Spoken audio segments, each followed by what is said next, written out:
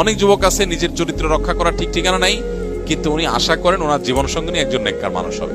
সারাদিন ইটিস পিটিস করবে, নানান অপকর্ম করে বেড়াবে, হারাম রিলেশন এবং মেয়েদের ছবি ভিডিও দেখে হারাম স্বাদ নিবে, আবার চিন্তা করবে, আশা করবে নিজের বউটা হবে একজন মহিলা মাদ্রাসার ভালো ছাত্রী।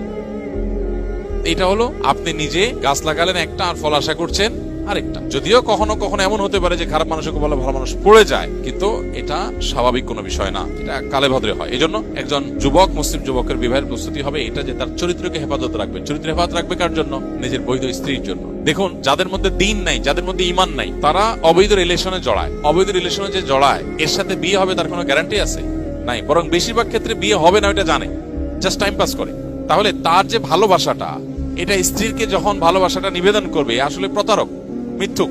কারণ সে ভালোবাসে এটা বলে আসছে আগে অন্য মেয়েরে, তাহলে তার সাথে প্রতারণা করছে। মেয়েদের বেলা একই কথা প্রযোজ্য, যে স্বামীকে ভালোবাসি বলে তুমি এখন মুখ আওড়াচ্ছ, তুমি তো সারা জীবন অন্য ছেলে অন্য মেয়েকে বলে আসছো, তার মানে তুমি